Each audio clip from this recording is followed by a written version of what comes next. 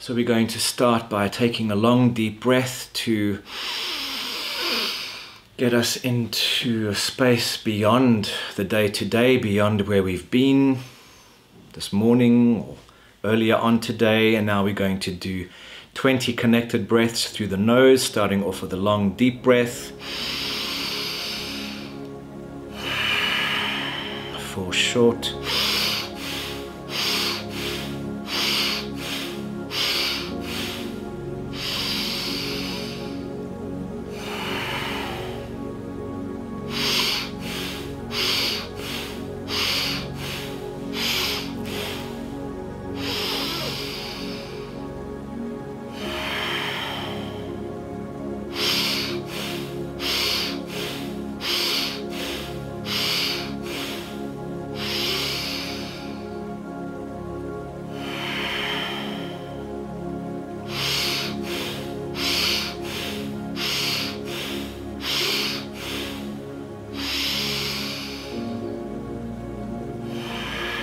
And then 5 more.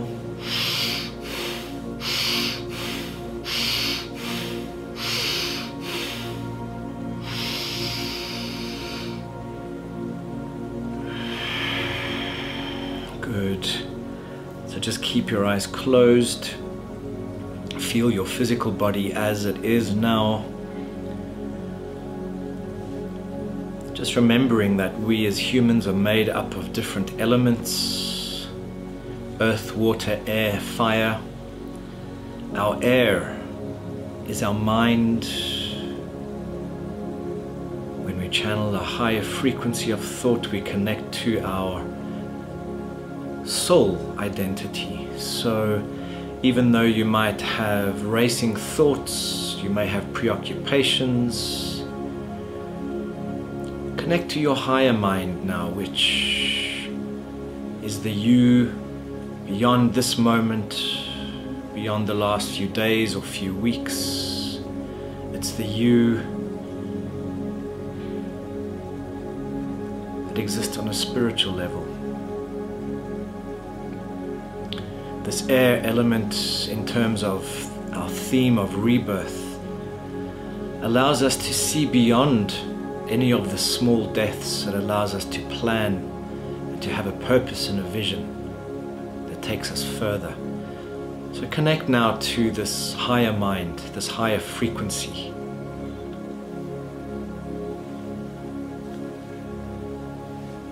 And now become aware of your body, remembering that your body is part of the mortal aspect of who you are, the element of earth, which is our physicality. This element of earth is a sense of solidity, grounding, but it can also be our limitations. So as you connect to this element of earth, allow that to bring in its higher aspect, its higher frequency. Meaning that we allow this physical body to become our container.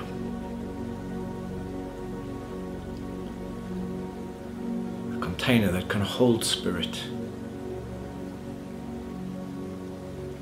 Take a deep breath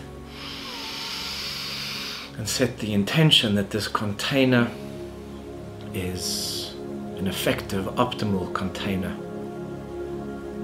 Can allow in the new, it can allow in the greater vision without old stuff, without the past getting in the way. And now connect to your emotions, your water element. So maybe short term now you feel some of the emotions, perhaps of the day, perhaps prominent emotions of the last while. Just feel them, let them be there. And now as you take a deep breath, just let that emotion dissolve into love, which is the highest frequency of any of the emotions that we can carry. So breathe to connect to the love. Breathe to become more of who you really are, more of who you could be without the limitations. Very good.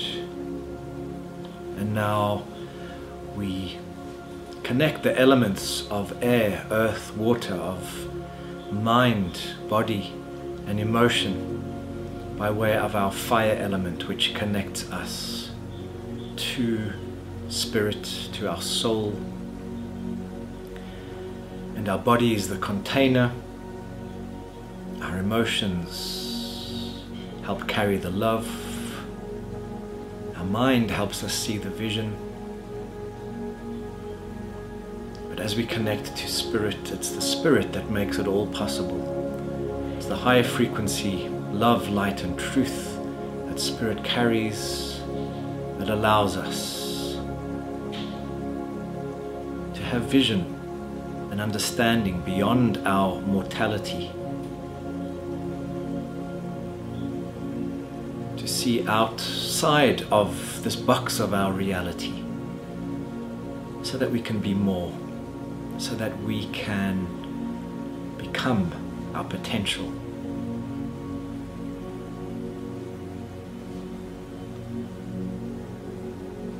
So as you integrate these four elements, earth, water, air, fire, just feel what in you has been stuck or still feels stuck. Maybe it's a very particular problem or an issue or something that's coming up with a person or a situation in your life. Sit with it.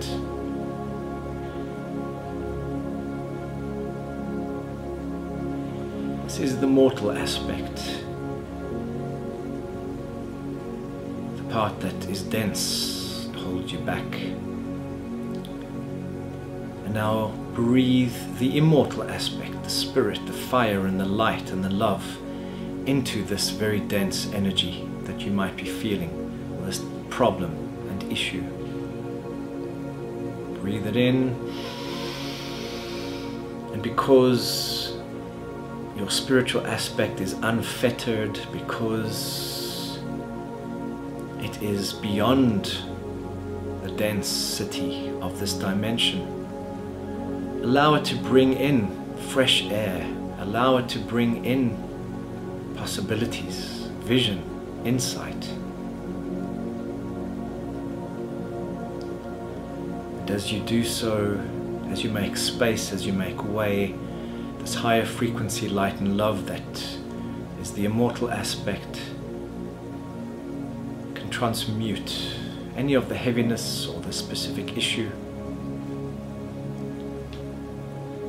And even if you don't feel anything now, bring in the power of your imagination. Imagine what it would feel like if you could shift and transform. You don't need to know how you're going to do it. You don't need to know how the situation is going to be resolved.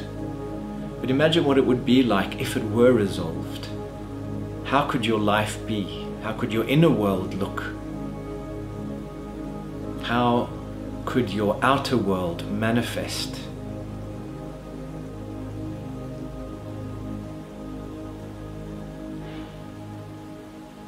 Perhaps you gain a message or an insight, or otherwise use your creative imagination to experience the state of being reborn, or of this issue being transcended. How would you feel? Would you have more space for love, for yourself, for others? Would you feel relief? Would you feel joy? Would you feel hope? And now breathe into that. Breathe in the feeling. How you would be, how you would feel if reborn. You don't need to know how. You don't need to see the solutions, but just focus on being in that new situation, transformed, other. The ego likes to hold on to what it knows and what's familiar. That is the mortal aspect. Now you are channeling and breathing into the immortal aspect, which is beyond limitation, beyond your past, beyond your genetics, beyond what you've known, beyond conditioning. Just keep breathing that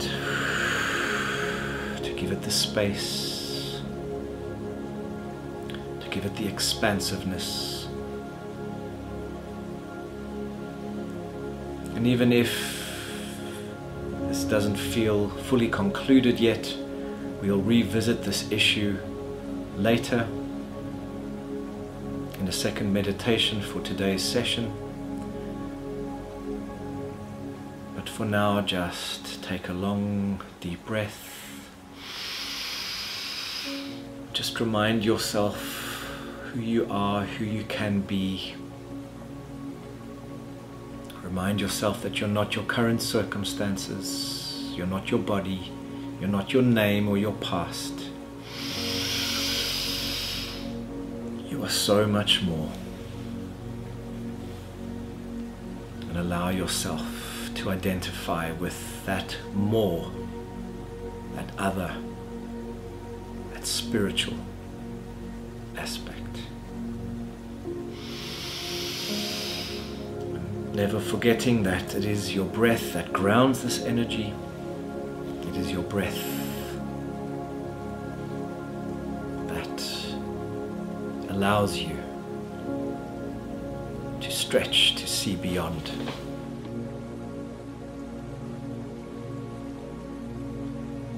Very good. So as you start to return now, returning to the room, returning to your surroundings, feeling in some way changed, with a little bit of hope perhaps, the possibility of rebirth. Very good. So we'll continue this process afterwards, and we'll continue to, of course, discuss this theme of rebirth. And you know, the principle of rebirth is my favorite theme, I think, in the work that I do, because the principle of rebirth is what is possible for all of us in our lives. We are never doomed to staying stuck in the rut where we are now. We are never doomed to staying the same person that we have thought ourselves to be. We always have this path of transformation and transmutation open to us. In fact, when we don't allow ourselves to transform, we do die. You know, we, not necessarily literally, and of course in my whole speech today, I am talking only about symbolic death and symbolic rebirth. When we don't allow ourselves to transform, when we don't work with our potential and our soul and the hope, we start to stagnate. We start to hold ourselves back, or let's say our bitterness or our fear limits us, and it kind of cages us in so that we don't become who we could be.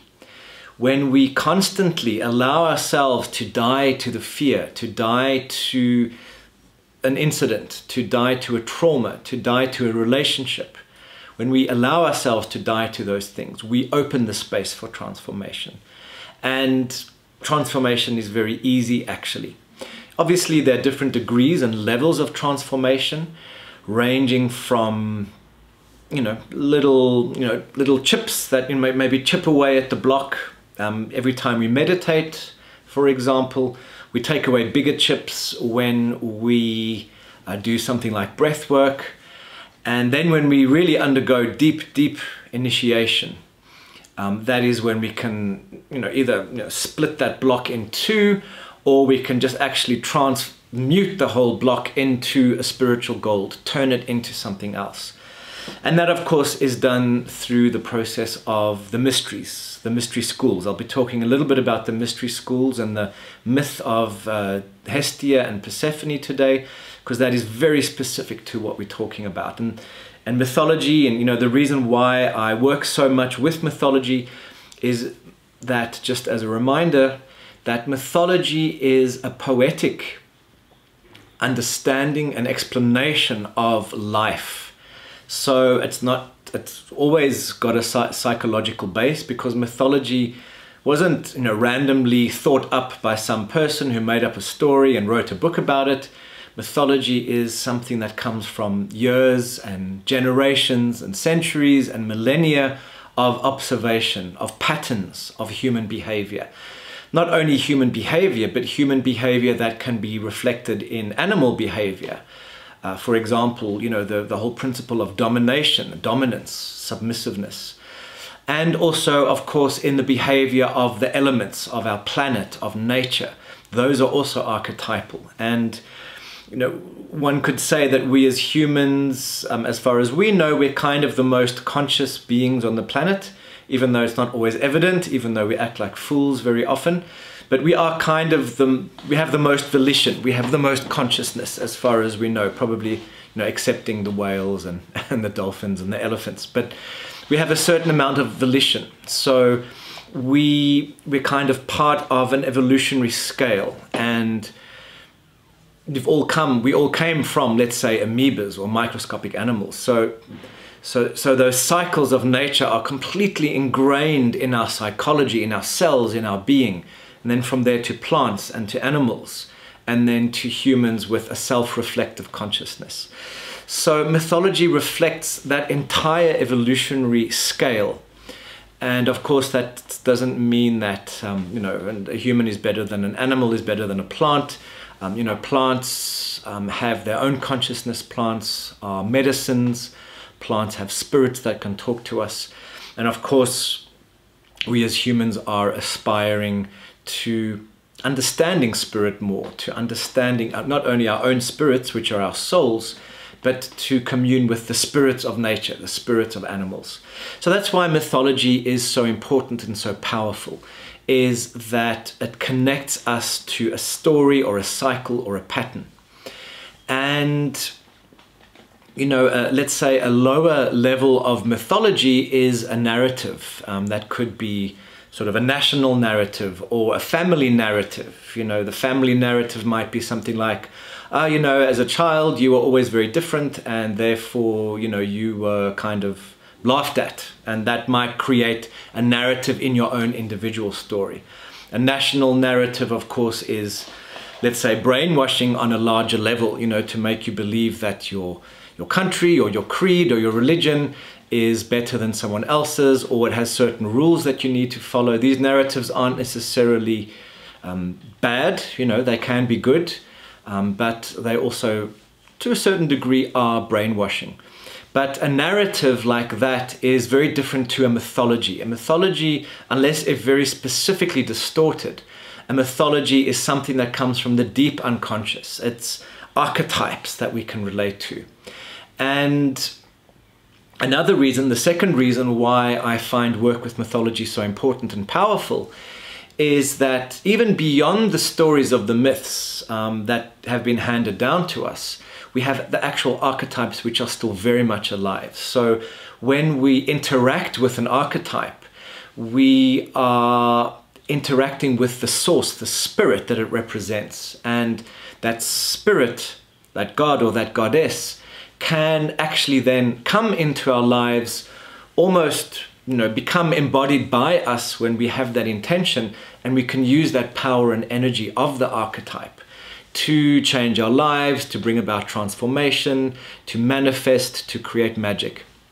So we'll be talking today about, very briefly, about that Hestia Persephone archetype, and how that relates to the mysteries of Elusives in ancient Greece, Eleusis was a mystery school. It is a city very close to Athens, and I'll go into that in a moment. But Eleusis was one of the many mystery schools that existed in the ancient world. Certainly in the Mediterranean, these mystery initiations are very well recorded.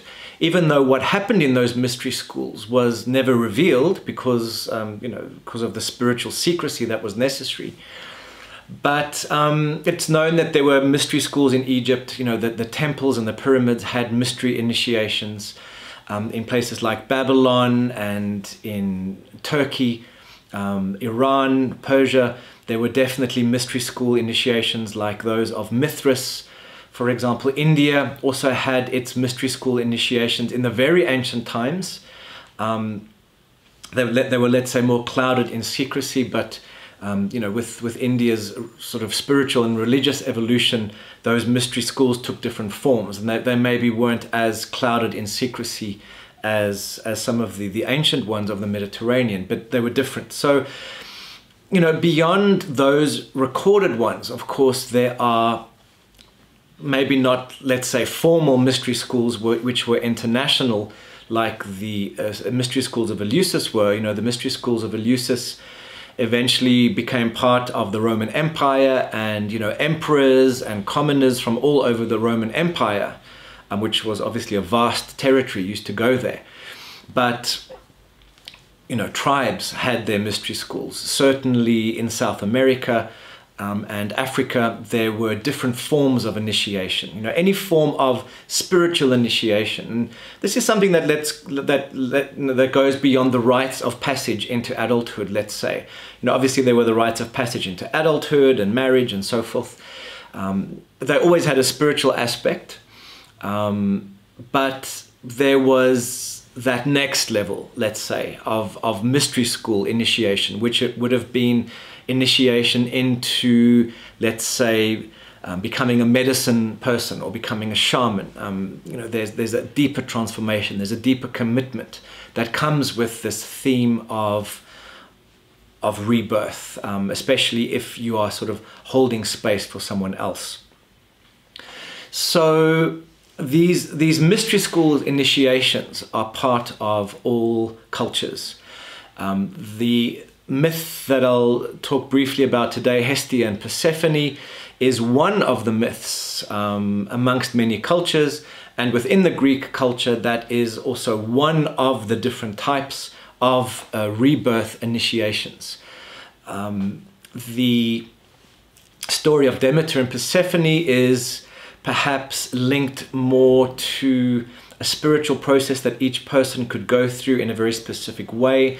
It's specifically linked to the rebirth of the seasons, so it's the rebirth of the corn, of the wheat, which sustained us, and it also relates to the rebirth of the wheat from a non-fermented form into a fermented form. And those fermented forms had two forms. One was the lesser mysteries, let's say, which would be bread. The bread is fermented to become baked and to become something different. And then the second, another fermentation that was very central to the Eleusis mystery schools was the, let's say, so-called fermentation of the ergotene in certain grains becoming a substance something like LSD. So it's postulated and almost proven that the mystery schools of Eleusis, where thousands and thousands of people would come, they would come for these initiations, and there was some sort of psychotropic LSD type experience brought on by the ergotene that these people drank. And these initiations were so powerful that people were so transformed that they swore secrecy. They swore never to reveal what happened. So we don't really know exactly what happened there. But of course, in the modern day, there is a resurgence into psychotropic, psychedelic states. Entheogens are, once again sort of being researched by science and in universities. And of course, there are the shamanic traditions with processes like ayahuasca and San Pedro and so forth, which in themselves, even though they might not be part of a, let's say, formalized mystery school, those are very profound initiation, mystery, initiations into the mysteries. So what does the word, the mysteries, apply to?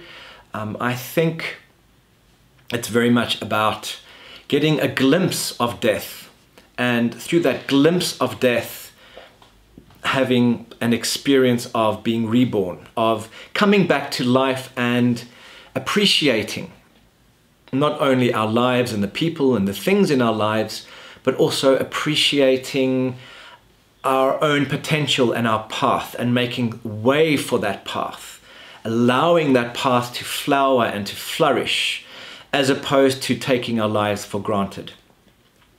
And what that means, of course, is that in the death experience, the symbolic death experience, we really need to feel we're dying, or we really need to feel that we've left something behind.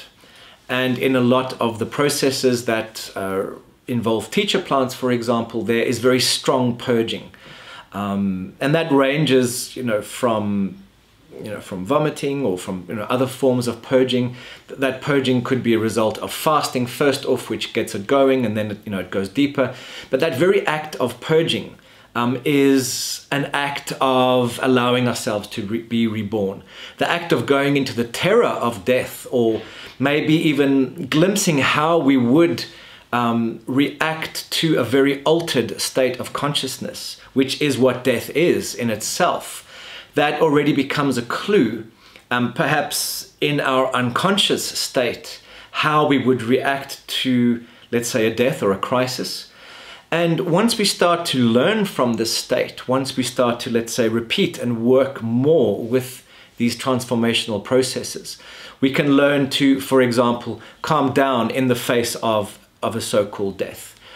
And a death needn't be, of course, life-threatening. It needn't be something that is done in a ceremony or in a sacred setting. It can also be in a severe crisis, like the death of someone else or a car accident. Of course, an uncontrolled death experience is undesirable, because it's very hard for us to feel safe, and it's very hard for us to learn, let's say, in the short term. In the long term, we can learn from a crisis, but experiencing a crisis in a controlled way is, of course, preferable, because even though we might go through the fear and the emotions, we are physically safe, and we can change and transform as a result. And I do believe that that's why it's one of the reasons why sacred ritual was developed. It's in order to feel safe in a space of confronting the crisis of an ego death. And let's remember that this death and rebirth we're talking about today certainly is an ego death. It's not a physical death. We're not losing a limb, or we're not giving something up. In some of the ancient mystery cults, they used to castrate the priests. As we're certainly not doing anything like that. We're sort of going into a symbolic state of giving something up. We're giving up a part of our personality, of our habits, of the things that don't serve our growth, so that we can become more, so that we can be reborn into a new state. So this ego death needs to be very convincing. We need to not just theorize and say, oh, that was amazing, I felt very scared and it felt like an ego death. Again, that might be one of the smaller chips that chip away at the block that I spoke about before through a meditation, for example. But when we face those really big experiences, those really big transformations, where we really feel that it was in some way touch and go, certainly for the ego, not necessarily for the body, but certainly for the ego, when that happens, we are transformed, because we get the change and the shift on a visceral level. It's in the body, maybe it's through the fasting or the purging, that the body kind of experiences a form of death. And obviously when the body feels threatened in some way, maybe through fasting, the spirit follows. And that is why, you know, spiritual practices like fasting are so important, is because they allow us also to kind of bring on a little ego and, to a certain degree, physical death. So, sorry, just to jump back, I mentioned that Demeter and Persephone is one style of mystery school and initiation. What are the mysteries? The mysteries are facing the mystery of who we will be after we die. The mysteries of what is beyond death, what is beyond the death of the ego. It's a mystery to us because we don't know what it is. Certainly, we as humans can't know God, Goddess in its fullest form. You know, there's no way we can comprehend that.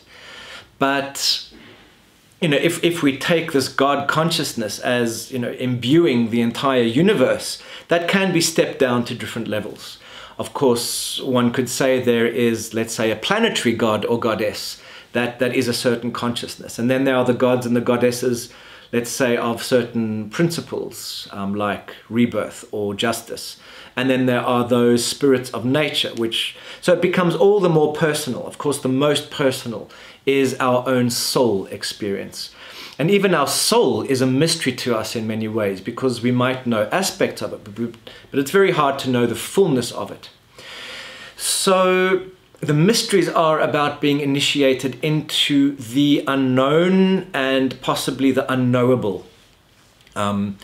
We as humans have the techniques to definitely enter the unknown. You know, that's part of the hero's journey, which is the story of Persephone and Demeter. And then the unknowable, you know, the really deep, far, vast unknowable, we can sometimes access through some of these, you know, very intense psychedelic states that are brought on either by teacher plants or certain chemical experiences, or very profound trance experiences like breath work or you know, chanting and dancing and so forth. So we can induce the states to glimpse the unknowable, to glimpse the mysteries. And when we do that, we are transformed. And again, I keep going off on tangents, but so Demeter and Persephone are one type. Dionysius, the mysteries of Dionysius are another type, and that kind of relates to the states of ecstasy, the states of transformation through sexuality and passion, and kind of breaking the norms of our life or breaking the norms of society, and, you know, doing different things. The mysteries of Orpheus in the ancient world were very powerful. It was a very powerful subset of ancient Greek religion. And the mysteries of Orpheus were very much specific about what to do when you die. You know, when you die, certain things might happen. It's a little bit like the Egyptian and Tibetan book of living and dying, or the Egyptian book of death. Where there are certain steps that are perceived to be the steps of dying, and then moving to the beyond, moving to the afterworld in a correct way. So the Orphic mysteries were very much about that. Apart from being also about love, you know, the myth of Orpheus is about love. So the myth of Demeter and Persephone was very much sanctioned by the state of the time. The emperors Julian and Hadrian, for example, underwent those mysteries, and they were very wise emperors as a result.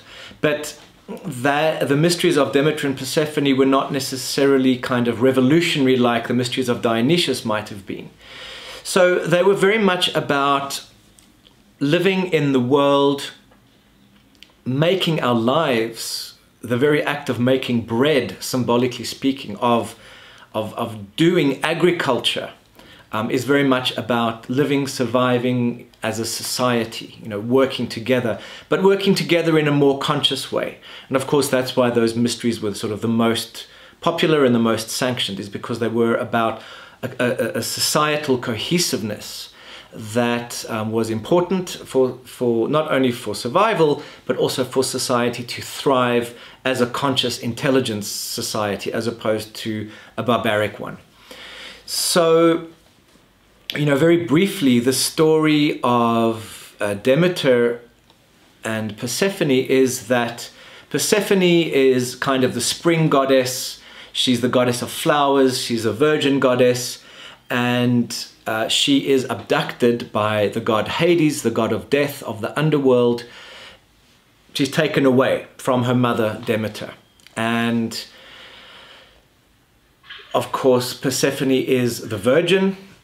She lived a very charmed life as the daughter of a goddess, as a flower maiden, and then she's taken into this horrific realm of the underworld where it's always dark and where the dead go to be reborn. So she starts off, of course, being freaked out by this whole experience. She kind of loses herself. She loses her old identity, and she is, kept in this realm of death and darkness, which symbolically or psychologically speaking could be seen as the realm of depression, for example, the depression that comes with loss or with, change that is beyond our desire. In the other world, in the normal, let's say, more or less normal world of Demeter, the goddess of agriculture, the word cereal comes from her Roman name Ceres. So, as the goddess of agriculture, Demeter also was kind of, again, not that a goddess can be unconscious, but she kind of lived the cycle of her life. She lived the function of who she was meant to be as a goddess of agriculture until she lost her daughter. And losing her daughter made her extremely depressed. She roamed all around the world trying to find Persephone, to rescue Persephone. She went through many different adventures, but basically what she did was she neglected her role as the goddess of giving life to agriculture. So the crops failed and people started dying, and the god Zeus, who was kind of the king of all the gods and the king of the world, couldn't accept that because didn't want his people to die. So the gods, the council of the gods intervened, and eventually, after several different adventures which I won't go into now, eventually they discovered that Persephone had been abducted by Hades, and they tried to negotiate for Persephone to go back to her mother, and they asked her if she had eaten anything while she was in the underworld. And Persephone had eaten one seed of a pomegranate, which in itself is very symbolic. That basically means she had sex or she lost her virginity in the underworld, which meant that she couldn't return fully as a spring maiden. So the negotiation was in the end that she could return for 6 months of the year, for spring and summer, and then in autumn and winter she had to go back to the underworld. So that seed, that pomegranate seed, we could even say it's the seed of being fertilized, of semen, that she experienced or took in, is that seed also of fermentation. So that is where we take the normal function of Demeter as the goddess of wheat. That is where her wheat becomes fermented. Again, Persephone is an extension of her. As her daughter, it's an extension of her function. Persephone was the virgin, then she was no longer a virgin, and then she became a mother in the form of Demeter. That's why those goddesses are kind of linked. So with that fermentation, and fermentation has got many different interpretations as a word or as a concept. Fermentation is like the fermentation, again, of yeast to make bread. It's the fermentation of, let's say, ergotene to create a psychedelic transformative substance. But it's also the fermentation that takes place in the mind, in the spirit. When you see a wine fermenting or yeast being put into flour, and when that ferments, it starts to bubble. It starts to create something new. And one of the amazing things about about the history, you know, of humans before, let's say, electricity and refrigeration, is that all cultures had means of fermenting food in order to preserve food. So that ranges from sauerkraut to wine and so forth. So fermentation is a way to preserve as well, but it also changes the state. So it transforms the wheat into something beyond wheat. You know, of course, wheat isn't only bread, but wheat is also made into beer. And, you know, beer can last for months and years in its fermented state. So, and beer, of course, just as wine, just as other, you know, fermented teacher plants are used also to enter altered states of consciousness. And those altered states of consciousness bring about inspiration. So it's the ferment that goes beyond the everyday. So in the story of Demeter and Persephone, of course, that story sets up the cycles of spring, summer, and then autumn and winter. And incidentally, that seed that was planted in Persephone became the seed of Zagreus, which is the god Dionysius, who is also a god of rebirth. So Dionysius kind of ties into that story, and his mysteries also tie into that journey. So that story of Persephone and Demeter is the story, or almost like an outline, of the process of death and rebirth. It's the dying to the personality, dying to the old world, the way that we saw the world before, and then going through, let's say, a time of mourning in the hero's journey, which is linked to this. It's the time of going into the darkness, into the unknown, into a place that we can't fathom, and then from that unknowable place, learning something, gaining knowledge, so that we can come back and be reborn. And again, on a spiritual level, this process of rebirth is about having to go through, let's say, the purge, having to get rid of the old personality in some way, or humbling the old personality in some way, so that the ego can be open to the possibilities of becoming something else. And when the ego, when our very structure, you know, the very way in which we live our lives can be put into question, again, obviously in a kind of a more or less safe or a conscious way. I'm not talking about destruction and war and so forth, but even that can be transformative. But of course, it's destructive and uncontrolled. But when the very structure of our being, of our body, of our emotions, of our spirit can say, I have glimpsed something more. I know that there is more to life. I am open. That is when we, as a container, let's just say that our body and being is like a cup, a container. When that can be opened, spirit can pour in and fill that container, and it can then seep into the container and change it so that we can become something new. And that's not only, let's say, in how we eat or how we see life, but it also goes down into our beliefs. It goes down into our emotional attachments to things, so that because of an openness or because of extra space, miracles happen. And this is, I think it's one of those spiritual laws. This is a spiritual law that I've observed in my life always. And I mean, I know this to be absolutely true through experience, is when we create an opening within ourselves, when we create a deep transformation, life changes, miracles happen, doors open. And it's not just about how we feel inside, it's about what life brings back to us. Of course, as we change, we create a different energy and frequency resonance, and therefore we attract a different energy back to ourselves.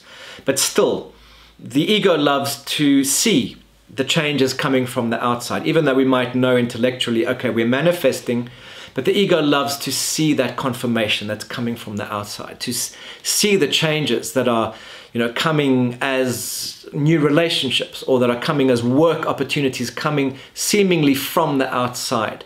When we get those, we can start to have faith, because we can start to say, okay, I did this work in my own transformation process. Now I can see the results of what that work has done, not only in how I feel, but in how my life looks. And when that happens, we have faith that we can keep going, we can keep trusting, more likely than not going deeper each time in our initiation.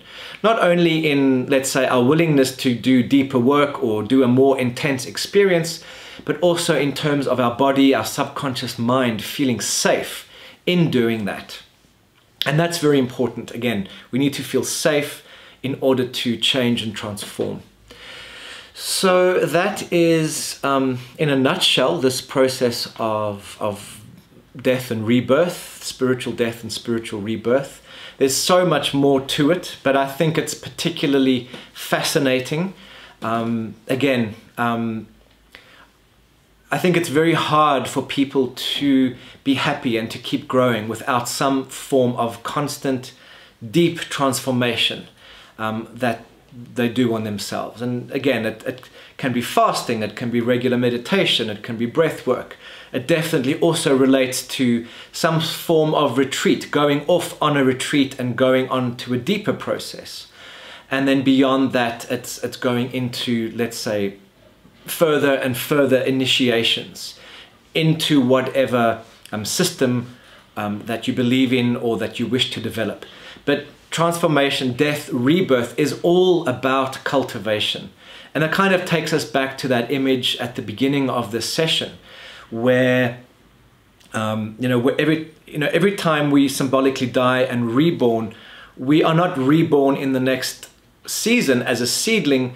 We are reborn as a tree that has had a season of growth, that maybe lost its leaves, lost its fruit, but then in that next spring we can be reborn with that added experience of what we've been through.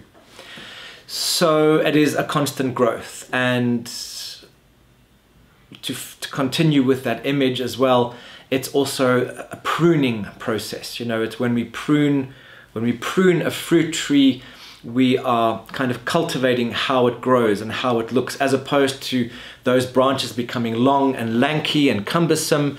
We are kind of pruning it so it can be at its optimal size or in its optimal state. And that is what we're doing to ourselves. We're pruning ourselves constantly through our transformation to be optimal in the world.